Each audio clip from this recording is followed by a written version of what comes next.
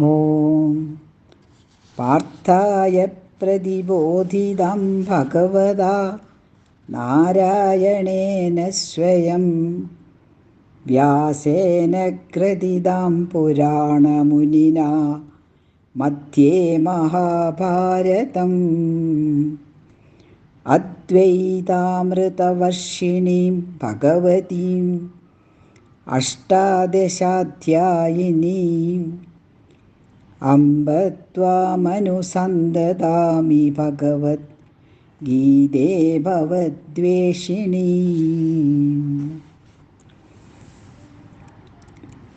നമ്മൾ 2 അധ്യായങ്ങൾ ഭഗവത്ഗീതയിലെ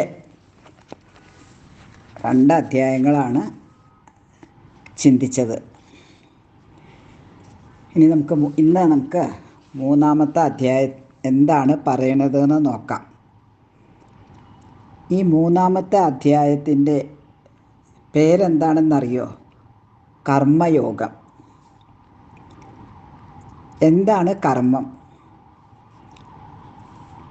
കർമ്മം എന്ന് പറഞ്ഞാൽ പ്രവൃത്തിയാണ്. ഏത് പ്രവൃത്തിക്കും പറയുന്ന പേരാണ് കർമ്മം. നിങ്ങളൊക്കെ എന്തൊക്കെ പ്രവൃത്തി ചെയ്യുന്നുണ്ട്? പ്രവൃത്തി ചെയ്തുകൊണ്ടേയിരിക്കുന്നുണ്ട്. പ്രവൃത്തി ചെയ്യാതെ ഒരു 10 മിനിറ്റ് ഇരിക്കാൻ പറ്റുമോ? ബുദ്ധിമുട്ടാണല്ലേ. അപ്പോൾ നമ്മൾ മനുഷ്യരായി ജനിച്ചു കഴിഞ്ഞാൽ, അല്ലെങ്കിൽ ആരും ജനിച്ചു കഴിഞ്ഞാൽ പിന്നെ മൃഗങ്ങൾ അങ്ങനെ തന്നെയാണ്. പക്ഷേ മനുഷ്യർ ചെയ്തുകൊണ്ടേയിരിക്കും കർമ്മം. അവർ ഒന്നിനൊന്ന് മരിക്കുന്നത് വരെ എന്തെങ്കിലുമായിട്ട് കർമ്മം ചെയ്യും. അത് പ്രകൃതിയുടെ നിയമമാണ്. നമുക്കത് മാറ്റാൻ പറ്റില്ല. ഒന്നും ചെയ്യാതെ, ഒരു കർമ്മവും ചെയ്യാതെ ആർക്കും ഇരിക്കാൻ പറ്റില്ല. കാരണം എന്താ വെച്ചാൽ നമ്മൾ ശ്വാസം കഴിക്കുന്നുണ്ട്, അതൊരു കർമ്മമാണ്. നമ്മൾ ഭക്ഷണം കഴിക്കുന്നുണ്ട്, ഇതൊക്കെ കർമ്മങ്ങളാണ്. ഇതൊന്നും ചെയ്യാതെ നമുക്ക് ചെയ്യാൻ പറ്റില്ല. പക്ഷേ ഈ കർമ്മങ്ങൾ പല വിധത്തിലുണ്ട്. സാധാരണ നമ്മളറിയാതെ തന്നെ ചെയ്യുന്ന കുറേ കർമ്മങ്ങൾ ജീവിക്കാൻ വേണ്ടിയിട്ട്. അതാരും പറഞ്ഞു തരണ്ട. നമ്മൾ രാവിലെ എഴുന്നേൽക്കുന്നുണ്ട്, പല്ല് തേക്കുന്നുണ്ട്, ചെയ്യുന്നുണ്ട്. അതൊക്കെ അങ്ങനെ പോകും. അത് ഒരാളോട് പറഞ്ഞു കൊടുക്കേണ്ട ആവശ്യമില്ല.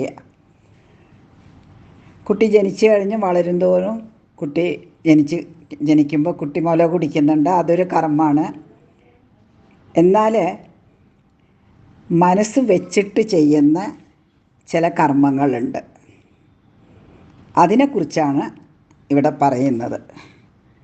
അതായത് നമ്മൾ എങ്ങനെയാണ് ഒരു ജീവിതത്തിൽ എന്തൊക്കെ പ്രവൃത്തികളാണ് നമ്മൾ ചെയ്യേണ്ടത്, ചെയ്യേണ്ടാത്തത്, അതിനെപ്പറ്റി നമുക്ക് ഈ ചെറിയ പ്രായത്തിൽ തന്നെ ഒരു അറിവ് കിട്ടിയാൽ നല്ലതായിരിക്കും. അങ്ങനെയാകുമ്പം നമ്മൾ വലുതായി കുറച്ചുകൂടെ വലുതാകുമ്പം പല ചീത്ത കർമ്മങ്ങളും ചെയ്യുന്നതിൽ നിന്ന് നമ്മൾ പിന്തിരിയും. ഇപ്പോൾ കുട്ടികളാകുമ്പോൾ നിങ്ങൾ അങ്ങനെ ഒരു ചീത്ത നല്ലതെന്നൊന്നും അത്ര അധികം ആലോചിക്കില്ല. പക്ഷേ എങ്കിലും അറിയാം ഒരാളെ വേദനിപ്പിക്കുന്നത് നല്ലതല്ല. നിങ്ങളാരെങ്കിലും വേദനിപ്പിച്ചാൽ നല്ലതാണോ? നിങ്ങൾക്കിഷ്ടാവോ? ഇല്ല. അതുപോലെ നിങ്ങളും ആരെയും വേദനിപ്പിക്കരുത്. അപ്പോൾ കർമ്മത്തിനെ കുറിച്ചിട്ട് നമുക്ക് ആദ്യം മനസ്സിലാക്കേണ്ടത്, നമ്മൾ ആരെയും വേദനിപ്പിക്കുന്ന, ആരിലും വേദന ഉണ്ടാക്കുന്നതോ അല്ലെങ്കിൽ ആരെയും ഉപദ്രവിക്കുന്നതോ ആയ ഒരു കർമ്മങ്ങളും ചെയ്യരുത്. നമ്മളൊരു ചെറിയ ഉദാഹരണം പറയാം. ചിലപ്പോൾ ഒരു നായ പോകുമ്പം വെറുതെ രസത്തിന് കല്ലെടുത്തെറിയോ? ഇല്ലേ? അത് നമ്മൾ ശരിയാണോ ചെയ്യുന്നത്? അല്ല. അപ്പോൾ കുട്ടികളായ നമ്മളൊന്ന് ആലോചിക്കണം, ഞാൻ ഈ പാവ എന്നെ കല്ലെടുത്തെറിഞ്ഞാൽ എങ്ങനെ ഉണ്ടാകും? ഇതൊക്കെയാണ് നമുക്ക് മനസ്സിലാക്കേണ്ടത്. ഇനി ഇവിടെ എന്താണ്? ഇവിടെ നമ്മൾ ആരെപ്പറ്റിയാണ് പറയണത്? അർജുനനും ഭഗവാനും കൂടിയുള്ള സംഭാഷണമാണ് ഭഗവത്ഗീത. അപ്പം ഭഗവാൻ എങ്ങനെയാണ് അർജുനനെ ഈ കർമ്മം ചെയ്യാൻ ഉപദേശിക്കുന്നത് എന്നാണ് ഈ 3-ാമത്തെ അധ്യായത്തിൽ. അപ്പം യുദ്ധം ചെയ്യലാണ് അർജുനൻ്റെ കർത്തവ്യം. അത് നമ്മൾ കണ്ടു. പക്ഷേ അർജുനന് അത് ചെയ്യാൻ പറ്റുന്നില്ല. കാരണം അർജുനന് ഞാൻ എൻ്റെ സ്വന്തം ആൾക്കാരെ കൊല്ലില്ലേ എന്നുള്ള സങ്കടം, വിഷമം, പേടി അതൊക്കെയാണ്. അതുകൊണ്ട് യുദ്ധം ചെയ്യണ്ടെന്ന് നിശ്ചയിച്ച അർജുനനെ യുദ്ധം ചെയ്യാൻ, അതായത് കർത്തവ്യം ചെയ്യാൻ വേണ്ടിയിട്ട് നീ ചെയ്യേണ്ട ഒരു കർമ്മമാണ് യുദ്ധം എന്ന് പറഞ്ഞ് മനസ്സിലാക്കുകയാണ്. 2-ാമത്തെ അധ്യായത്തിൽ നമ്മൾ കണ്ടു. കാരണം അർജുനൻ എന്താ പേടി? എല്ലാവരെയും ഞാൻ കൊല്ലില്ലേ എന്ന്. അപ്പം ആ പേടി മാറ്റി ഭഗവാൻ. എങ്ങനെയാണ് പേടി മാറ്റിയത്? നീ ആരെയും കൊല്ലുന്നില്ല, ആരും മരിക്കുന്നില്ല. നമ്മൾ മരിക്കുന്നതെന്ന് പറയണത് ഈ പുറത്തുള്ള ശരീരം മാത്രമേ ഉള്ളൂ. അതൊക്കെ നമ്മൾ കഴിഞ്ഞ പ്രാവശ്യം പറഞ്ഞതാണ്. പിന്നെ അപ്പം അങ്ങനെ നല്ല ആൾക്കാരുടെ, സ്ഥിതപ്രജ്ഞന്മാരുടെ എന്തൊക്കെയാണ് ലക്ഷണം, അതൊക്കെ നമ്മൾ കഴിഞ്ഞ ക്ലാസ്സിൽ കണ്ടു. അപ്പം ഇവിടെ പറയുകയാണ്, ഇവിടെ കർമ്മത്തിൻ്റെ മഹാത്മ്യത്തെക്കുറിച്ച് പറഞ്ഞു കൊടുക്കുകയാണ്. അതായത് ഇവിടെ അർജുനൻ്റെ സംശയം, എന്തിനാണ് എന്നെ ഈ ഘോരമായ കർമ്മത്തിന്, യുദ്ധം ചെയ്തിട്ട് എല്ലാവരെയും കൊല്ലുക എന്ന് പറയുന്നത് നല്ല കാര്യമല്ലല്ലോ, അതിനെന്തിനാ പ്രേരിപ്പിക്കുന്നത്? ഞാൻ എന്തുകൊണ്ട് സന്യാസിയായിക്കൂടാ? അതാണ് അർജുനൻ്റെ ചോദ്യം. അപ്പോൾ പറയുന്നുണ്ട്, ഭഗവാൻ പറഞ്ഞു കൊടുക്കുകയാണ്, ഈ ലോകത്തിലെ എല്ലാവർക്കും 2 മാർഗങ്ങളുണ്ട്, 2 വഴികളുണ്ട്. അതായത് ഒന്ന് ഈ കർമ്മത്തിൻ്റെ മാർഗം, പ്രവൃത്തി മാർഗം. 2-ാമത്തത് ജ്ഞാനത്തിൻ്റെ മാർഗം, അറിവിൻ്റെ മാർഗം. നമുക്കതിന് ഇപ്പം പ്രവൃത്തി നിവൃത്തി മാർഗം എന്നാണ് ഇതിൽ പറയുന്നത്. അത് നിങ്ങൾക്ക് കുറച്ച് കഴിഞ്ഞാൽ മനസ്സിലാകും. ആ നിവൃത്തി മാർഗം ജ്ഞാനത്തിൻ്റെ മാർഗമാണ്. ഈ പ്രവൃത്തി മാർഗമാണ് എല്ലാവർക്കും, അധിക പേർക്കും യോജിച്ചത്. കാരണം ഒരുപാട് അറിവൊന്നും ആർക്കും പെട്ടെന്നുണ്ടായി വരില്ല. അത് ക്രമേണ നേടിയെടുക്കണം. അതുകൊണ്ട് നമ്മൾ പ്രവൃത്തി മാർഗത്തിൽ ആയിരിക്കും അധിക പേരും. പ്രവൃത്തി മാർഗത്തിൽ നമ്മൾ ഇരിക്കുമ്പോൾ ഞാൻ പറഞ്ഞ പോലെ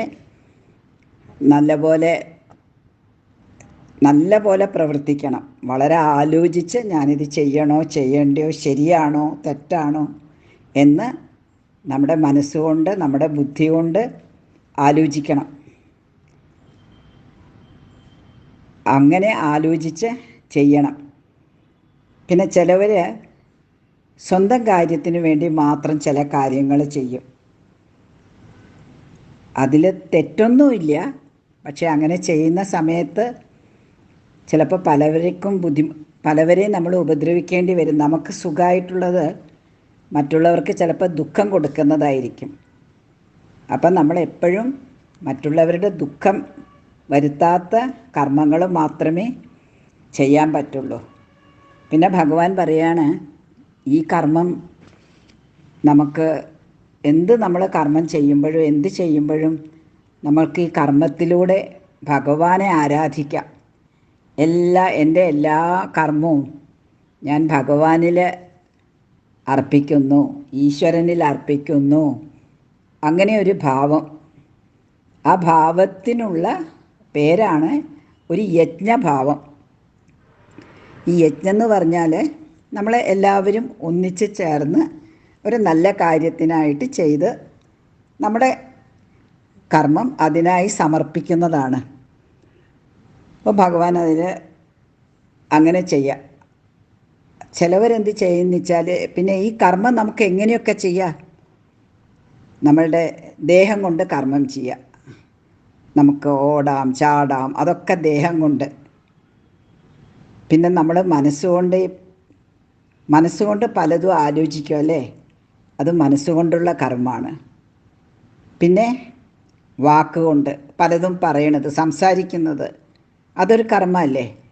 അപ്പം ദേഹം കൊണ്ട്, വാക്കുകൊണ്ട്, മനസ്സുകൊണ്ട്, ഇങ്ങനെ പല കർമ്മങ്ങളും ഉണ്ട്.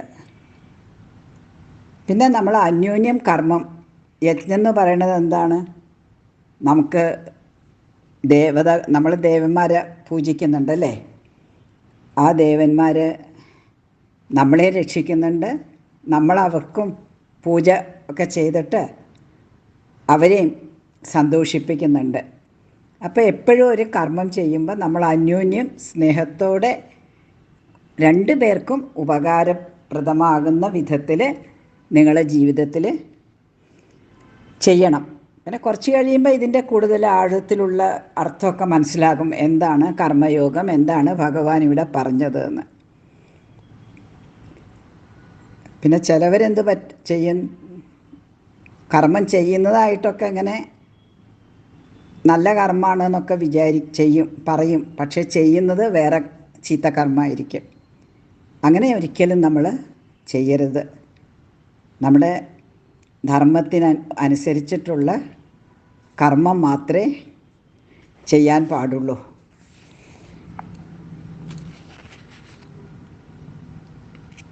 നമുക്കെല്ലാവർക്കും കർമ്മം ചെയ്തേ പറ്റുള്ളൂ, മൃഗങ്ങൾക്ക് കൂടെ. പക്ഷേ എന്താണ് മൃഗങ്ങളും നമ്മളും തമ്മിലുള്ള വ്യത്യാസം? മൃഗങ്ങൾ ആരെങ്കിലും കരുതി കൂട്ടി ചെയ്യാൻ വേണ്ടിയിട്ട് ഒരു കർമ്മവും ചെയ്യില്ല. കരുതി കൂട്ടിയിട്ട് എനിക്ക് ഒരു കുട്ടിയോട് ദേഷ്യമുണ്ട്, നിങ്ങളിലൊരാളോട്, നിങ്ങളുടെ ഇഷ്ടപ്പെട്ട ഒരു നായ പറയുകയാണ് എനിക്ക് ഈ കുട്ടീനെ ഇഷ്ടമല്ല, അപ്പോൾ അതിനെ ഉപദ്രവിക്കുക. അങ്ങനെ ചെയ്യാൻ ഈ മനുഷ്യനല്ലാതെ ബാക്കി ജന്തുക്കൾക്കൊന്നും സാധിക്കില്ല. അപ്പം നമ്മൾക്കതിനുള്ള കഴിവുണ്ട്. കാരണം എന്തുകൊണ്ടാണ്? നമുക്ക് നല്ലപോലെ ആലോചിക്കാനുള്ളൊരു മനസ്സുണ്ട്. ആ മനസ്സാണ് നമ്മളെ ഈ മൃഗങ്ങളിൽ നിന്ന് നമ്മെ വേർതിരിക്കുന്നത്. പിന്നെ നമുക്ക് ധാരാളം പ്രവൃത്തി ചെയ്യാം, കർമ്മങ്ങൾ ചെയ്തുകൊണ്ടേയിരിക്കാം. നമുക്ക് ഒരുപാട് കർമ്മം ചെയ്യാം, അല്ലെങ്കിൽ ആ കർമ്മം നമുക്ക് കുറച്ച് കുറയ്ക്കാം. സാധാരണ രീതിയിൽ നമ്മൾ കുട്ടികളാകുമ്പം അച്ഛനമ്മമാർ നിങ്ങളെ നോക്കി രക്ഷിക്കും, അത് അവരുടെ കർമ്മം. അപ്പം നിങ്ങൾ വലുതായി കഴിഞ്ഞാൽ അച്ഛനും അമ്മയ്ക്കും വയസ്സാകും. അപ്പോൾ അവർക്കൊന്നും ചെയ്യാൻ പറ്റാത്ത സമയത്ത് നിങ്ങളായിരിക്കണം അവരെ സഹായിക്കേണ്ടത്, ശുശ്രൂഷിക്കേണ്ടത്. കാരണം നിങ്ങളെ അച്ഛൻ നോക്കി, അപ്പോൾ അച്ഛനെ നോക്കേണ്ട, അല്ലെങ്കിൽ അച്ഛനെ അമ്മയും, അച്ഛൻ എന്ന് പറയുന്നത് അച്ഛനെ അമ്മയും നോക്കേണ്ടത് നിങ്ങളുടെ കടമയാണ്. അപ്പോൾ ഇതാണ് അന്യോന്യം. നമ്മളുടെ എന്താണ് നമ്മളുടെ കർത്തവ്യം, എന്താണ് നമ്മളുടെ കർത്തവ്യമായിട്ട് ചെയ്യേണ്ട കർമ്മം, അത് നമ്മൾ അനുസരിക്കാതെ പറ്റില്ല. പിന്നെ കർമ്മം ചെയ്യാതെ ആരും ജീവിക്കുന്നില്ലേ എന്ന് ചോദിക്കും. ഉണ്ട്. കർമ്മങ്ങൾ ചെയ്യാതെ എന്ന് മാത്രമല്ല, കർമ്മം ചെയ്യാതെ ഒരാൾക്കും ജീവിക്കാൻ പറ്റില്ല. എങ്കിലും എനിക്കിതു വേണം, എനിക്ക് അതു വേണം എന്ന് ആഗ്രഹിക്കുന്ന കർമ്മങ്ങൾ ചെയ്യാതെ ജീവിക്കുന്നുണ്ട്. അവരാണ് മഹാന്മാർ. അവരാണ് വലിയ വലിയ സന്യാസികളൊക്കെ ആയിട്ട് അവരാണ്. കാരണം അവർക്കൊരു കർമ്മത്തിനോടും താല്പര്യമില്ല. ഒന്നും ചെയ്യാൻ അവരുടേതായിട്ട് അവർക്കൊന്നും ചെയ്യേണ്ട ആവശ്യമില്ല. സാധാരണയുള്ള ജീവിതത്തിലുള്ള ചെയ്യുന്നത് അതും അവർ ഏതൊരു മനുഷ്യനെ പോലെയും ചെയ്യും. പക്ഷേ അതിൽ കൂടുതലായിട്ട് അവർക്കായിട്ട് എന്തെങ്കിലും ഉണ്ടാക്കി സൂക്ഷിക്കുക, അവർക്കായിട്ട് ചിലവഴിക്കുക, അവരുടെ സന്തോഷത്തിനായിട്ട് എന്തെങ്കിലും ഒക്കെ ചെയ്തുകൊണ്ടിരിക്കുക, അതൊന്നുമില്ല. പിന്നെ അവർ ചെയ്യുന്ന കർമ്മങ്ങൾ എന്താണ്?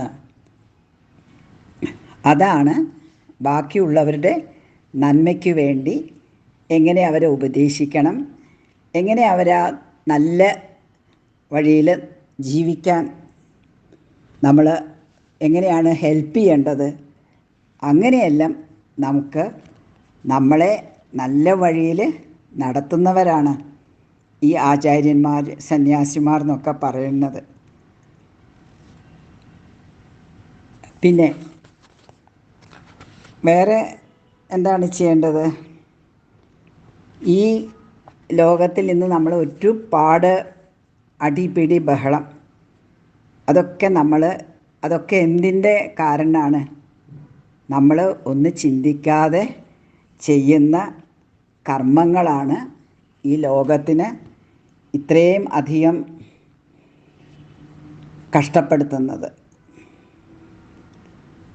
മനസ്സിലുള്ള പ്രതികാരം തീർക്കാനായിട്ട് കർമ്മം ചെയ്യുക, ഇങ്ങനെ നമ്മളായിട്ട് ചെയ്യുന്ന തെറ്റായ കർമ്മങ്ങളാണ്.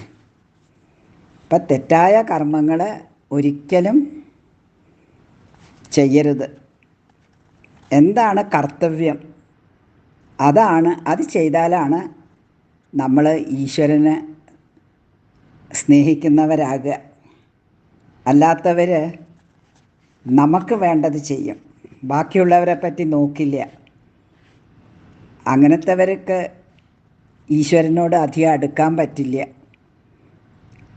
അതുകൊണ്ട് നമ്മളെ ചെയ്യേണ്ട കാര്യം തെറ്റുകൂടാതെ ചെയ്യാനാണ് നമ്മളിപ്പോഴൊക്കെ ശ്രമിക്കേണ്ടത്. കുട്ടികളായ നിങ്ങളും അതെ, ആരും മടിയന്മാരായിരിക്കരുത്. കർമ്മം നല്ല ഉഷാറോടുകൂടെ ചെയ്യണം, നല്ല ഉത്സാഹത്തോടു കൂടെ ചെയ്യണം.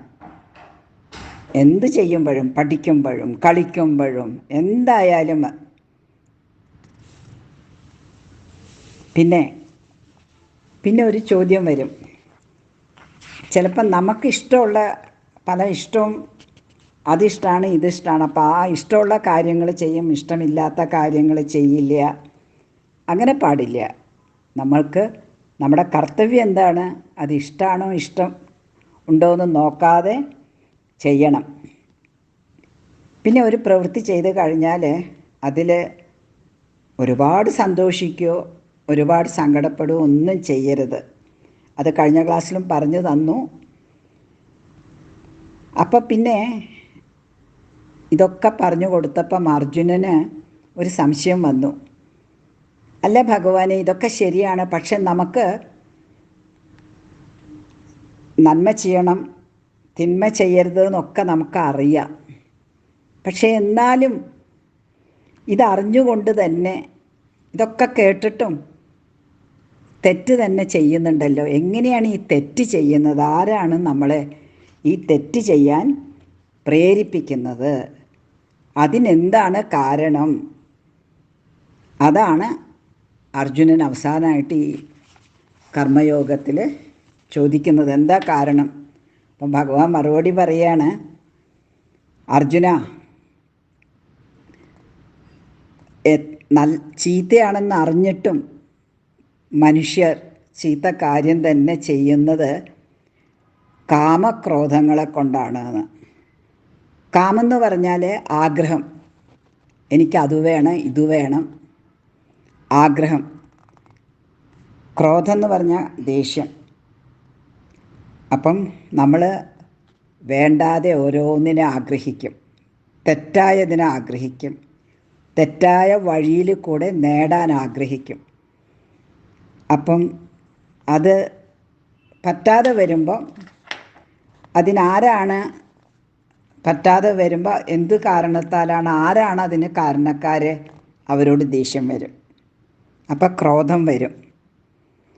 പിന്നെ ക്രോധം വന്നു കഴിഞ്ഞാൽ പിന്നെ നമ്മൾ എന്താ ചെയ്യണമെന്ന് അറിയില്ല. അപ്പോൾ എല്ലാം തെറ്റായ ചീത്ത കർമ്മങ്ങൾ, അതിനാണ് ദുഷ്കർമ്മങ്ങൾ ചെയ്യും.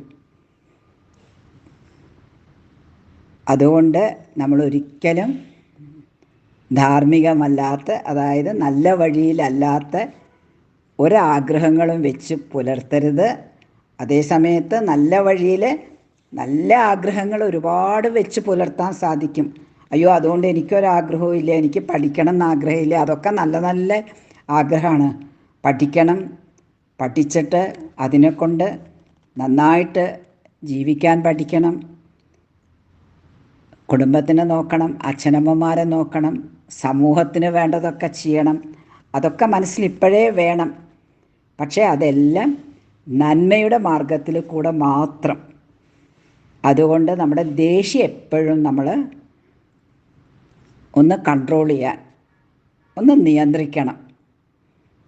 പെട്ടെന്ന് ദേഷ്യം വന്നിട്ട് എടുത്ത് ചാടരുത്. പിന്നെ അയ്യോ ഞാൻ ചെയ്തു പോയല്ലോ എന്ന ഒരു മനസ്സിനൊരു വ്യഥ വരും, ഒരു വിഷമം വരും. അത് വരരുത്. അതുപോലെ വാക്കുപയോഗിക്കുമ്പോഴും വളരെ വളരെ ശ്രദ്ധിക്കണം. അങ്ങനെ ഈ നല്ല കർമ്മങ്ങൾ ചെയ്തുകൊണ്ട് ഈശ്വരനെ മറക്കാതെ ജീവിക്കുന്നതാണ് കർമ്മയോഗം എന്ന് നിങ്ങളിപ്പോൾ മനസ്സിലാക്കുക. കൂടുതലും നിങ്ങൾ വലുതാകുമ്പോൾ ഇതിനെ പറ്റിയിട്ട് വളരെ ആഴത്ത് പഠിക്കണം, പഠിച്ചേ തീരൂ. ഇത് കഴിഞ്ഞിട്ട് നമുക്ക് അടുത്ത അധ്യായത്തിലേക്ക് കടക്കാം.